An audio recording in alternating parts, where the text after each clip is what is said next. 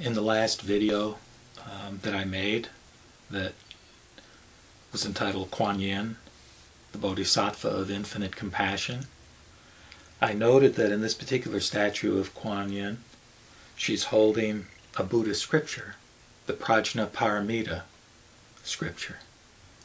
I mentioned at that time that there are actually several Prajnaparamita sutras. This one, for example, is called the Large Sutra on Perfect Wisdom. These several scriptures were formulated around 100 to 300 AD. And in many ways, to my mind, they represent the most profound expressions of truth or reality that human beings have ever composed or generated.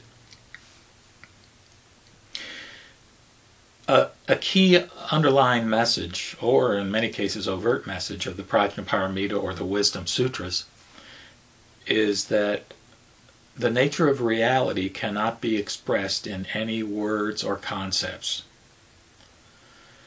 This leaves us with a bit of a dilemma, because our nature as human beings is such that we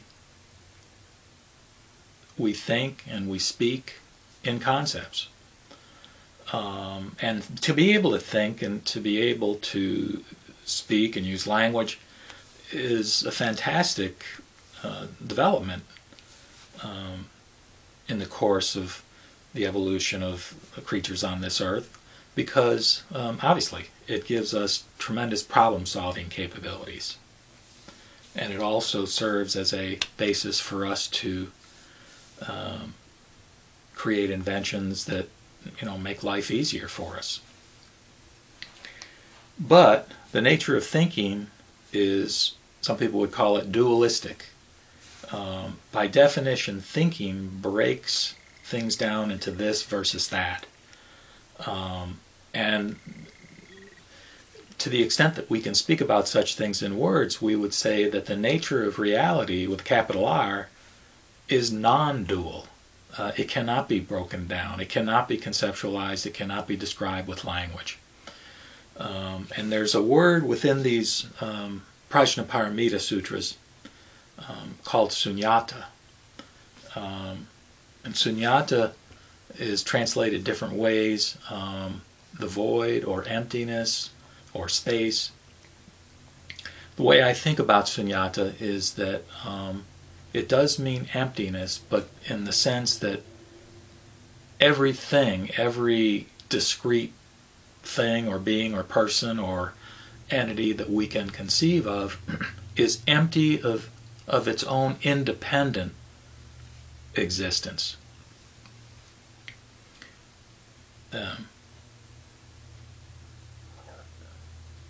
The implication is a kind of interconnectedness. But this is very important, because in that last video regarding Kuan Yin, I talked some about the Bodhisattva vow and the Bodhisattva ideal. And it's not just that the Bodhisattva is, a good person, a good altruistic being. The Bodhisattva has experienced prajna, or wisdom, the essence of which is sunyata, or emptiness. And when prajna is experienced in the kind of way that I've described, that is, if the nature of reality is such that there is this interconnectedness between ourselves and other beings, for example, well, how then can we really, in a reasonable way, seek enlightenment, for example, for our own self only? In other words, by definition, what evolves from the wisdom is compassion, which, as I think I indicated in the other video, those are the two key attributes. To the extent that we can talk about the Buddha at the level of the Sambhogakaya or the Nirmanakaya having attributes, we would say that the two main attributes are wisdom and compassion. Wisdom as a result of experientially knowing that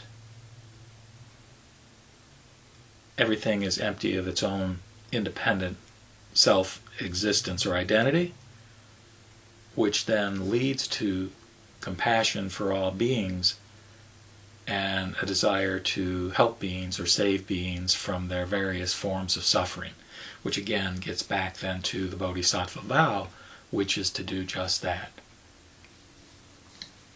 So when we see a statue like this with the Prajnaparamita Sutra, that's very profound symbolism that relates to this experience that can be part of our experience as a human being, primarily through meditational kinds of practices. Just a quick word on the names of a couple of the most prominent Prajnaparamita Sutras. One is the Diamond Sutra, the Diamond Cutter of Doubts. There's a couple, 3 different translations available of the Diamond Sutra on Amazon, I'm sure. And the phrase that sticks in my mind, other than the last one, the last verse phrase, is the idea that the Bodhisattva is oriented towards saving all beings, while at the same time recognizing that there are no separate beings.